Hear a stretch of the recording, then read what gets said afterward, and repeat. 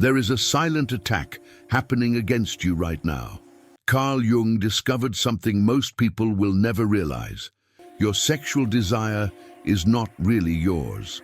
It is a force invading your soul, stealing your essence, destroying your potential while you think it is just natural.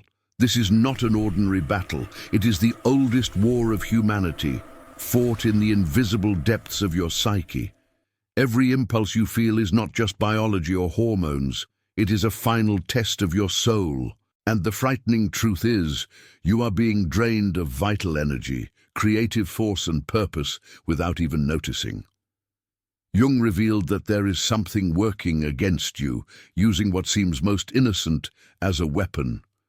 While you give in, thinking you are just satisfying a desire, your soul is being attacked and weakened. But here is what few people know. Recognizing this attack is the first step to true freedom.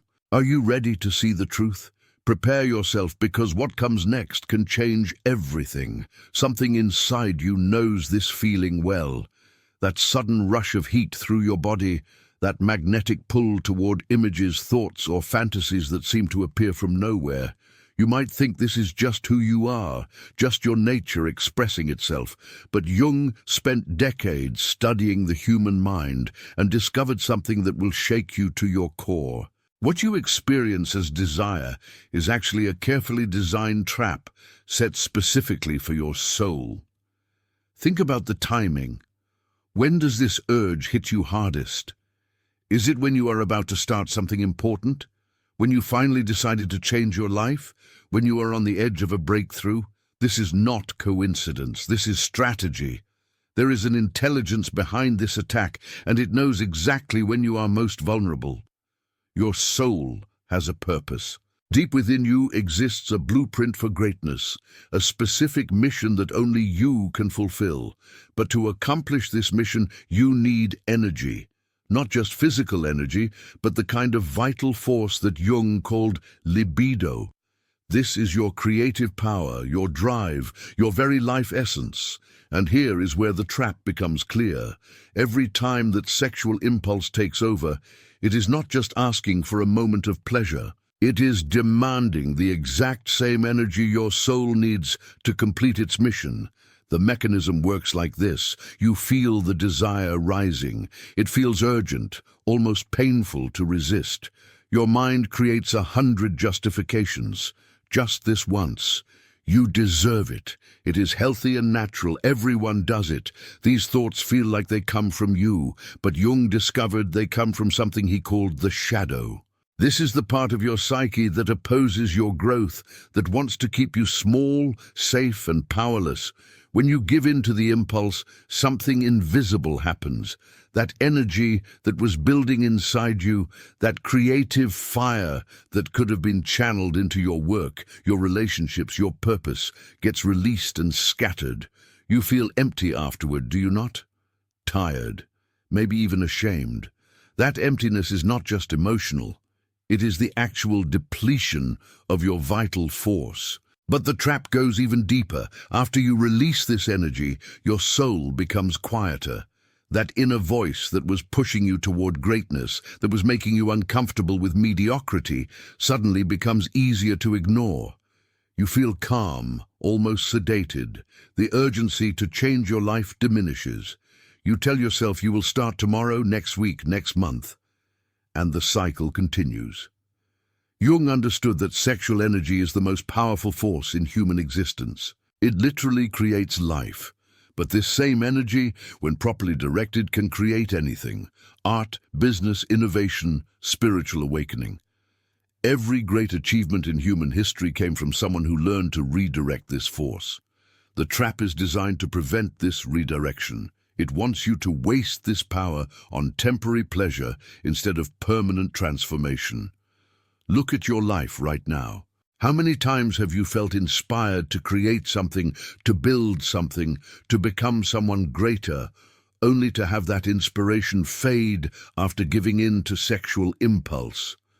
How many projects died before they began? How many dreams dissolved into nothing? This is not weakness. This is not lack of discipline. This is the trap working exactly as designed. The attack is personal because it understands you completely. It knows your triggers, your weak moments, your justifications. It has studied you your entire life. When you are stressed, it offers comfort. When you are lonely, it promises connection. When you are bored, it provides excitement. But these are all lies. What it actually provides is drainage, energy theft, soul suppression. Your rational mind will fight against this idea. It will say this is extreme, that pleasure is natural and healthy. But Jung asks you to look at the results. Has this desire made you stronger or weaker, more focused or more scattered, closer to your goals or further away? The answer reveals the truth about whose side this desire is really on. Understanding this trap is not about shame or guilt. Those emotions are useless and keep you stuck. This is about recognition, about seeing clearly for the first time what has been controlling you. Because once you see the trap, once you understand how it works and why it exists, you gain the power to escape it. And that escape is what leads us to the next crucial discovery about what is really controlling these impulses within you. Now that you see the trap, you need to understand who set it. Jung called this force the shadow. But do not mistake this for a simple metaphor. The shadow is as real as your heartbeat, as present as your breath. It lives in the basement of your mind, and it has been running your life from there.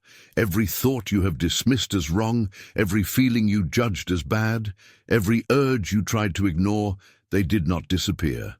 They went into the shadow, and over time, this rejected material gained power. It became an autonomous force inside you, with its own agenda, its own intelligence, its own methods of control. And its favorite weapon is sexual impulse. The shadow knows something crucial about you. It knows that nothing bypasses your rational mind faster than sexual desire. When that impulse hits, your ability to think clearly shuts down. Your prefrontal cortex, the part of your brain responsible for decision-making and long-term planning, literally goes offline. The shadow uses this biological vulnerability as its gateway to control. Here is how the process works. You wake up determined to change. You have goals, plans, discipline. You feel strong. But the shadow is patient. It waits for the exact moment when your willpower is depleted. Maybe late at night when you are tired. Maybe after a stressful day when your defenses are down. Maybe during a moment of boredom when your mind wanders. And then it strikes. The impulse does not feel like an external attack. It feels like your own desire. This is the genius of the shadow. It speaks in your voice. It uses your memories, your fantasies, your personal triggers. It knows exactly which images will hook you, which thoughts will spiral, which justifications will work. Because it is made from your own rejected material, it knows you better than you know yourself.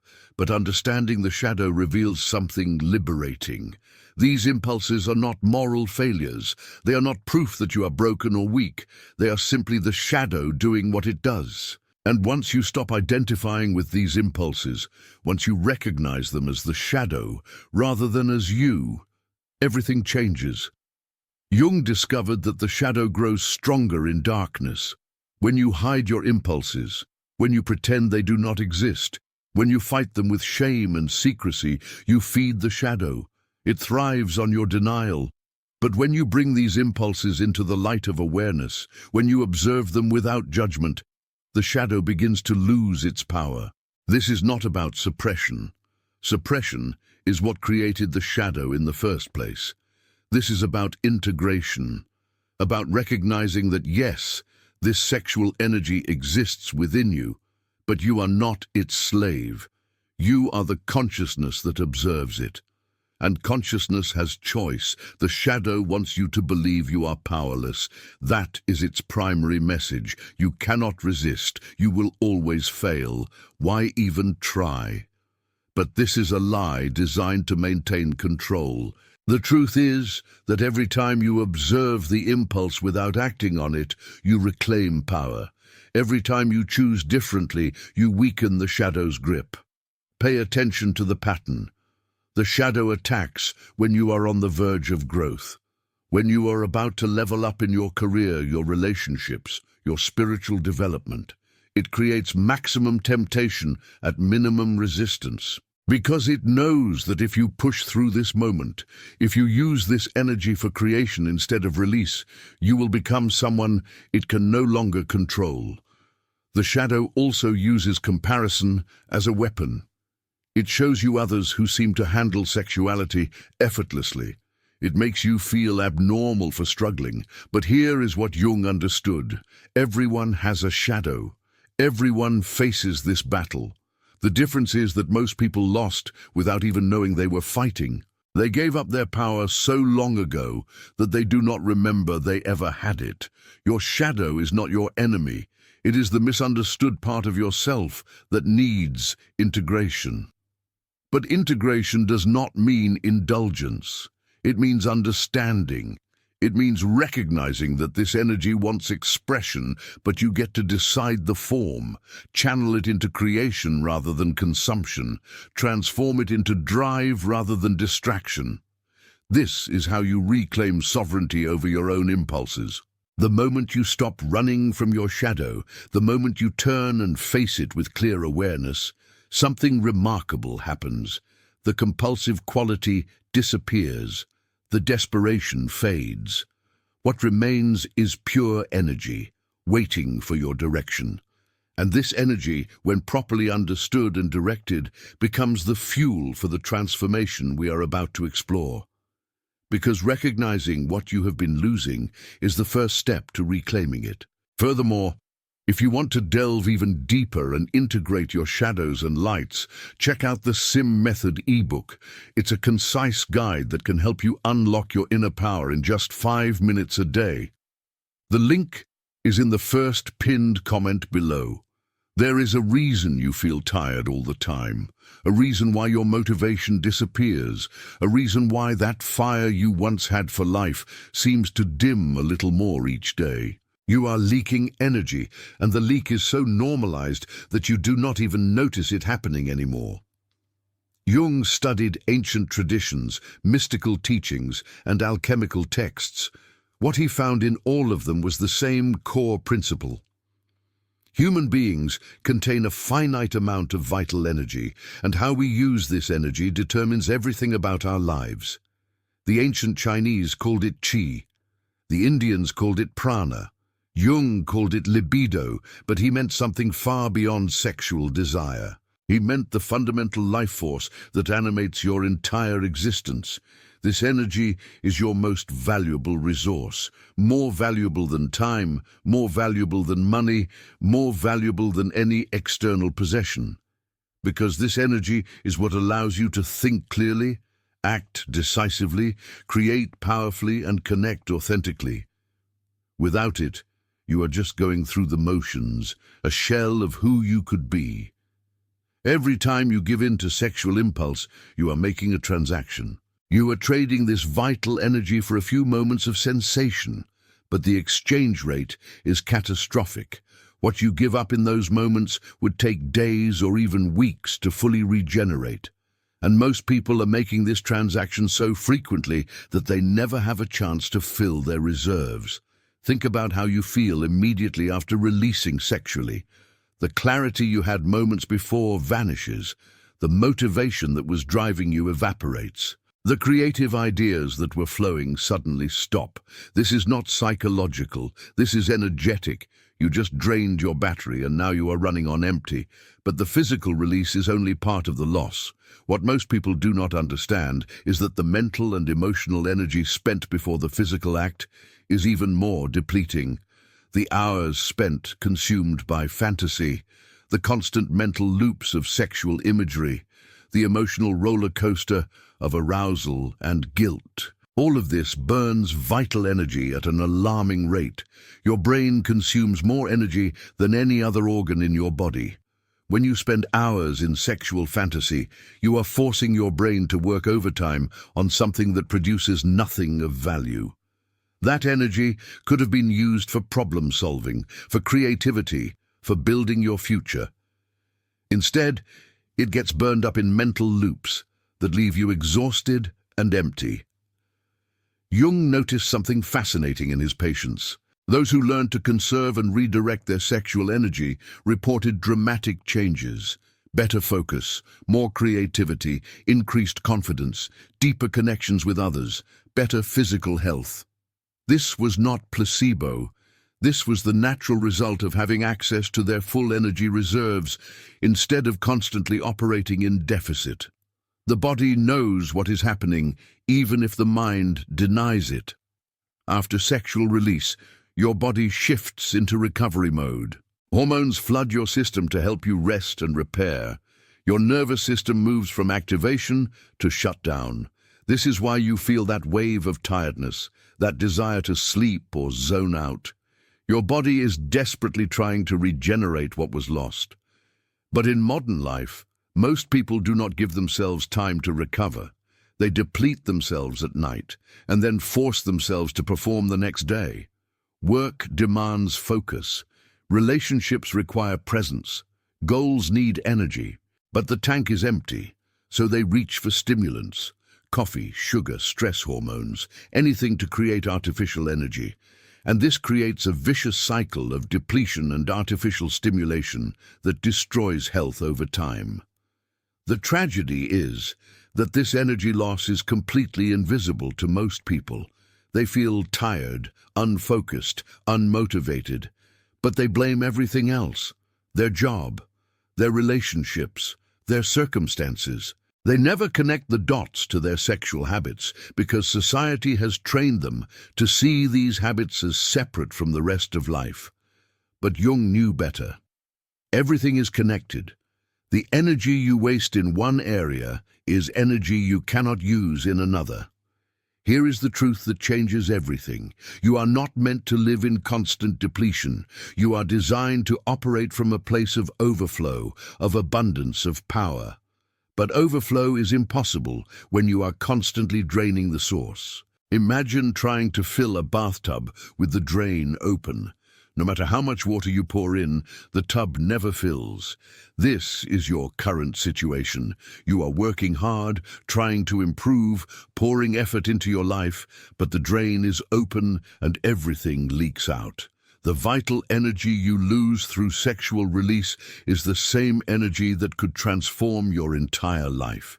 It is the difference between surviving and thriving, between existing and truly living, between being a passive observer of your life and being its active creator. And once you understand what you have been losing, you can finally begin to reclaim it. But reclamation requires more than understanding. It requires a specific moment of decision that separates those who change from those who stay stuck. And that moment is approaching faster than you think. There comes a point in every person's life when they stand at a crossroads. One path leads to more of the same. The other path leads to everything they could become. This moment is happening for you right now, and you will either recognize it or let it pass like all the others before. Jung called this the moment of individuation, the moment when you stop living according to programming and start living according to your true self. But this moment demands something from you.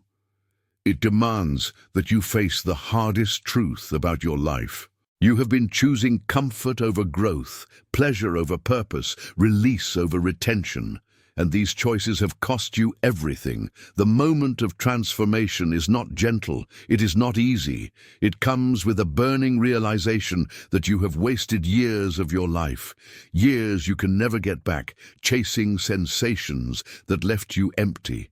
This realization hurts. Most people run from this pain. They numb it with more of the same behaviors that created it. But if you can sit with this pain, if you can let it burn through you without running, it becomes the fuel for your rebirth. Right now, reading these words, you are in that moment. You can feel something shifting inside you. Part of you wants to dismiss this entire message. Too extreme, too intense, not relevant to you. This is the voice of your old self, fighting for survival, because your old self knows that if you truly transform, it will cease to exist. And it will fight hard to prevent that death. But another part of you, a deeper part, knows this is true. This part has been waiting for someone to finally speak the truth plainly. This part is tired of the lies, tired of the weakness, tired of living below your potential. This part is ready for war. The question is, which part will you listen to? Transformation requires a decision, but not the kind of decision you are used to making. Not a New Year's resolution or a Monday morning promise. Those decisions are made from your thinking mind, and your thinking mind is weak. It changes based on mood, circumstances, and convenience. The decision that creates transformation comes from somewhere deeper. It comes from your soul. And when your soul makes a decision, it is final. Jung observed that true transformation always involves a death. The death of who you were, the death of your old identity, the death of the version of yourself that found comfort in weakness. This death is terrifying because you do not yet know who you will become on the other side. You are being asked to leap into the unknown with no guarantee of safety. But here is what Jung discovered. On the other side of this death is not emptiness. It is your true self waiting to emerge. The moment you decide to stop wasting your vital energy, everything in your life will test that decision. Your shadow will create stronger urges than you have ever felt. Your environment will present more temptation. Your mind will generate 1,000 reasons to quit. This is not punishment. This is initiation. You are being tested to see if your decision was real or just another temporary feeling. Most people fail this test. They decide to change on Monday and give up by Wednesday. They make promises in moments of inspiration and break them in moments of temptation. But those who pass through this fire, who maintain their decision even when everything inside them screams to quit, emerge as something entirely different. They emerge as sovereign beings, masters of their own energy, directors of their own fate. The transformation is not about becoming perfect, it is about becoming conscious. About moving from being controlled by impulses to being the one who observes and directs those impulses. Every time you feel the urge and choose differently, you are not suppressing anything. You are demonstrating to yourself and to the universe that you are no longer a slave. You are free. But freedom comes with responsibility. Once you see the truth clearly, you can never unsee it. Once you understand what is at stake, every choice becomes meaningful. You cannot go back to unconscious living. You cannot pretend you do not know. This is both a blessing and a burden. Because now you have to choose every single day who you want to be. The moment of transformation is also a moment of grief. You will grieve the time you lost, the energy you wasted, the person you could have been if you had known this earlier. Let yourself feel this grief. Do not push it away. It is part of the process, but do not let it paralyze you. What is gone is gone. What matters now is what you do with the time you have left. Here is the secret that Jung discovered. The moment you truly commit to this path, the universe responds. Opportunities appear, energy returns, clarity emerges. Not because of magic, but because you are finally aligned with your true nature. You are no longer fighting against yourself. You are flowing with the deepest current of your being, and that alignment creates momentum that carries you forward, even when motivation fades. Your transformation begins the moment you stop negotiating with your weakness.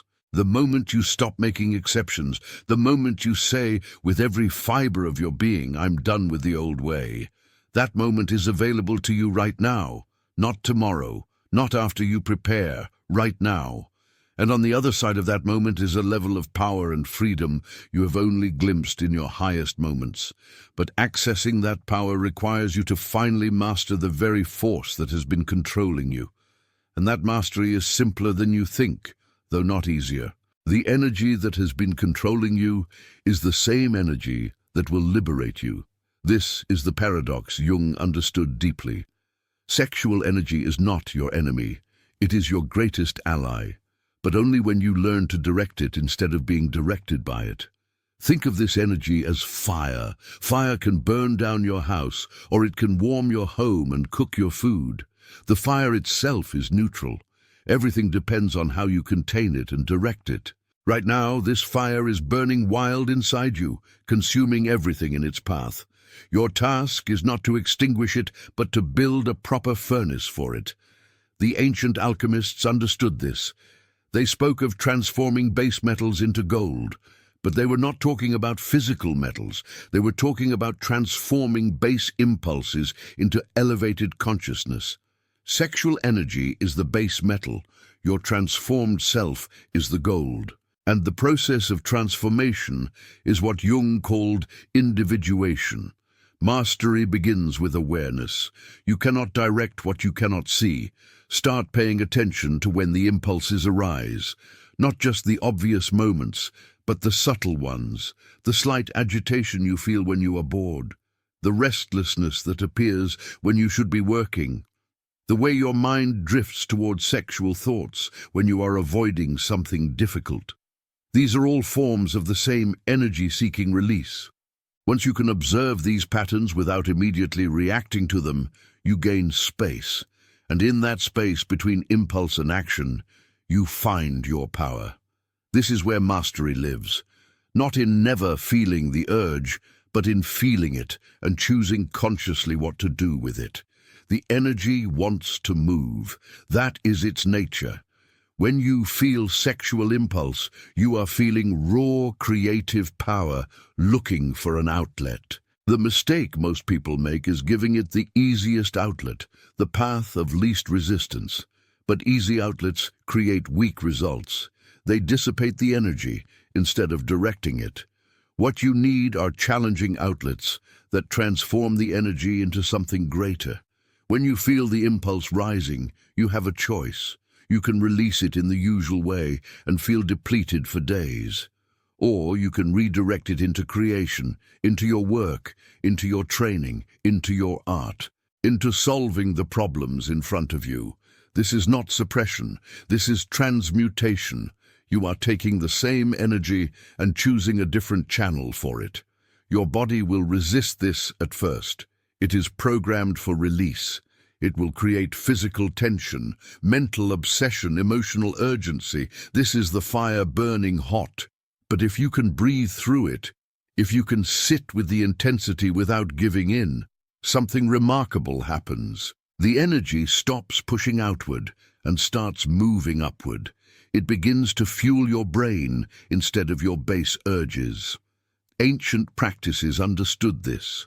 They created specific techniques for moving sexual energy up the spine, into the heart, into the mind. These were not mystical fantasies. They were practical methods based on direct experience. Jung studied these practices and found truth in them. The energy can be redirected, it can be transmuted, but only through conscious effort and discipline. The physical body needs training. When you have spent years releasing on demand, your nervous system is wired for that pattern. Breaking this pattern requires you to rewire your entire system. This means physical discomfort, restless nights, waves of intense desire. Your body is literally going through withdrawal from its addiction to easy release. But on the other side of this withdrawal is freedom. Mental mastery is equally important. Your mind will generate endless sexual fantasies to pull you back into the old pattern. These are not random thoughts. They are the shadow's last attempts at control. Do not fight these thoughts. That only makes them stronger. Instead, observe them like clouds passing through the sky. They come, they go, but you remain unchanged. Emotional mastery completes the triangle. sexual impulse is often driven by emotional needs. Loneliness, stress, boredom, anxiety. These emotions trigger the impulse as a form of escape. But escape is not solution. When you feel these emotions, instead of running to sexual release, sit with them. Feel them fully. Let them move through you. This builds emotional capacity and removes one of the shadow's primary triggers. The fire becomes your ally when you learn to work with it instead of against it. Athletes know this. When they feel restless energy, they train harder. Artists know this. When they feel creative fire, they channel it into their work. Entrepreneurs know this. When they feel drive and ambition, they build their empires. All of these are expressions of the same fundamental energy. The only difference is the direction. You will know you are mastering this energy when the quality of your life changes. Your focus becomes sharper. Your energy becomes stable instead of spiking and crashing. Your confidence grows from a deep place instead of being dependent on external validation. Your presence becomes magnetic because you are no longer leaking energy in all directions. You become concentrated, powerful, whole. But mastery is not a destination. It is a daily practice. Some days will be easy. Other days will test you to your core. The shadow never fully disappears. It waits for moments of weakness. But each time you choose mastery over release, you strengthen your ability to choose. And over time, what once felt impossible becomes natural. The greatest gift of mastery is not the external results, though those will come. The greatest gift is internal. It is knowing that you are not controlled by anything outside your conscious choice. It is the deep peace that comes from alignment with your true self. It is the freedom that everyone seeks but few ever find. And this freedom opens the door to something even greater, something that exists beyond mastery itself. There is a state of being that exists beyond struggle, beyond resistance, beyond the constant battle with impulse. Jung called it integration. This is where the war ends, not because you won or lost, but because you transcended the conflict entirely. Most people spend their entire lives at war with themselves. Part of them wants growth, another part wants comfort. Part of them seeks purpose, another part craves pleasure. This internal division consumes enormous energy and creates constant suffering. But there is another way, a way that few discover because it requires walking through the fire instead of around it. True freedom is not about controlling your impulses forever. It is about transforming your relationship with them so completely that control is no longer necessary. When you reach this state, sexual energy is no longer an enemy to be fought or even a force to be mastered. It simply becomes energy, neutral and available, waiting for your direction. This freedom comes with a strange paradox. The more you let go of needing to control everything, the more natural control becomes. When you stop identifying yourself as someone who struggles with sexual desire, the struggle loses its power. You become the space in which desire appears and disappears, rather than being the desire itself. Jung observed this in people who completed the individuation process. They stopped fighting with parts of themselves. They integrated their shadow instead of battling it. They made peace with their impulses by understanding them at such a deep level that the impulses no longer controlled them. This is not defeat. This is transcendence. Freedom also means accepting that you are human. You will feel desire. You will have moments of weakness, but these moments no longer define you. They are simply weather patterns moving through the vast sky of your consciousness. You observe them, you understand them, but you do not become them. This distinction changes everything. The people who achieve this freedom seem different from others. They carry a certain presence, a groundedness, a quiet power. They are not suppressing anything. They are not white-knuckling their way through life. They have simply found the place inside themselves that is untouchable by external circumstance or internal impulse. They live from their center. This centered living creates a ripple effect in every area of life. Relationships become deeper because you are no longer using others to fill your own emptiness. Work becomes more fulfilling because you have energy to invest in meaningful creation. Your health improves because you are no longer in constant stress and depletion. Your mind becomes clearer because it is no longer clouded by compulsion. But the greatest gift of this freedom is spiritual. When you are no longer enslaved by base impulses, you create space for something higher to enter your life.